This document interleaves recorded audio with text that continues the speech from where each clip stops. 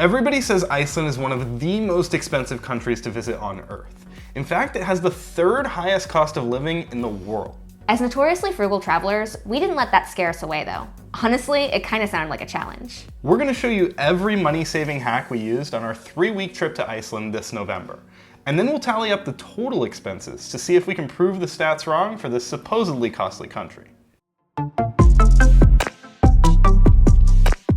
Okay, first off, let's talk about getting to Iceland. You can't drive there from, well, literally anywhere, so you're gonna need some plane tickets. Here are 2 tricks we use to make air travel cheaper. Number 1, instead of deciding on dates for your trip first and then searching for a flight, do the exact opposite. Use the calendar view on Google Flights to scope out anomalously cheap tickets and just fly on those days. You don't have to be retired like us to do this either. If you plan your trip far enough in advance, you can request a time off work to match up with your cheap tickets. And number 2, when you're searching for flights, you might notice common hub cities that all your flights connect through. For example, our flight left from Tampa and connected in Boston before heading on to Reykjavik. Sometimes, if you book these connecting legs separately, you can actually score a better deal.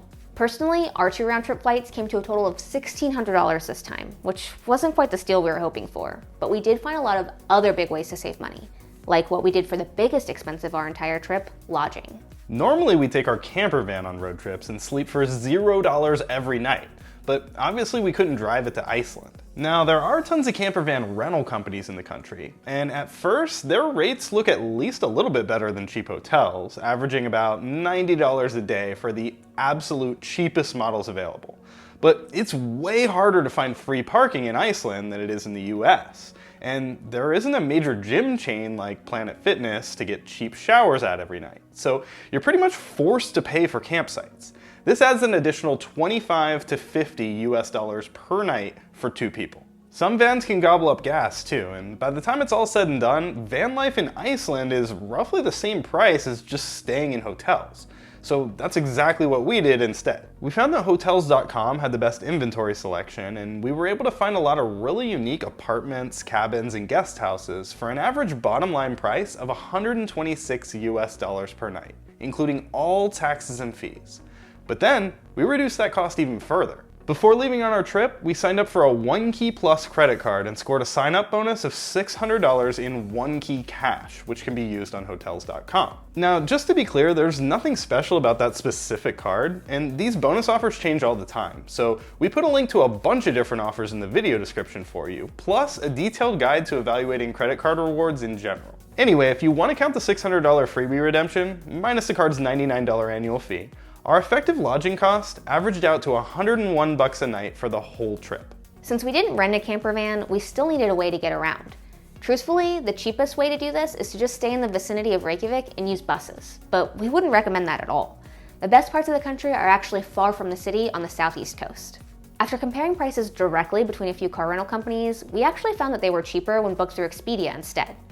We ended up picking the least expensive rental we could find on Expedia from a company called Go Iceland. We kept the cost down to $29 per day by skipping the extra insurance. But side note here, manual transmissions are pretty popular in Iceland, and you can get a rental car even cheaper than that if you're willing to drive stick. On the other hand, gas in Iceland was crazy expensive. Over $8 US per gallon during our trip. You can shave a couple percentage points off the cost of gas by signing up for a free loyalty program at one of the major gas stations like N1 or Orkin. If you ask your rental car company, they usually have one of these gas discount tags on hand to lend you for free. Ours saved us about $10 total by the time we drove around the entire island. Oh, by the way, at most stations, you can only pay for gas with a credit card, and you actually have to type in your PIN each time. A lot of Americans don't even know what their credit card PIN is because they're so rarely used in the US. So just make sure you set yours up before traveling to Iceland. And in general, you can pay for almost anything in Iceland with a credit card. Just make sure yours doesn't have any foreign transaction fees. And you can shave another couple percentage points off the cost of your entire trip by using a card that earns cash back along the way. We linked a bunch of those in the video description, and you can subscribe to Trip of a Lifestyle for more info on credit card rewards in the future. It's actually smart to carry some cash too though. Aside from being useful in emergencies, we found that we could sometimes negotiate way better hotel rates with it too. For example, we booked one stay on Hotels.com for $112 US per night.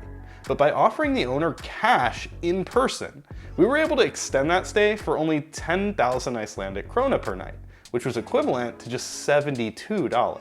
One of the best ways to get Icelandic Krona at a fair exchange rate is to use a fee-free international debit card, like the one that comes with the Schwab Investor checking account. But there are actually a whole bunch of good options for converting currency, which we've also linked in the video description. Just don't do it at the bank or the airport. The rates there usually suck. Oh, and one of the things you won't need cash for is tipping. It's not customary to tip for anything in Iceland whatsoever, not even service at a restaurant. That brings us to our next big spending category, food. Restaurants in Iceland are ridiculously expensive. The two of us can usually split a meal at Chipotle or Blaze Pizza in the US for about 12 bucks total. In Iceland, splitting a simple fast food meal between two people without drinks came closer to $30. Our solution to this problem was to do exactly what we do at home, cook. We did a Costco run on our first day in Reykjavik and got tons of great food super cheap. I also forgot to pack long underwear and was able to get 2 pairs at Costco for 20 bucks when every other shop wanted $100 for the same thing.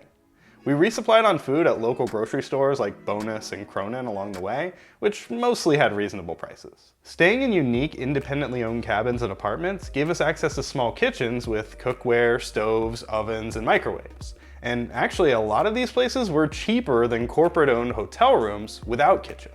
If you're camping or you're not able to find cheap accommodations with kitchens, another easy option is to just buy a used hot plate or microwave on Facebook Marketplace your first day in Reykjavik.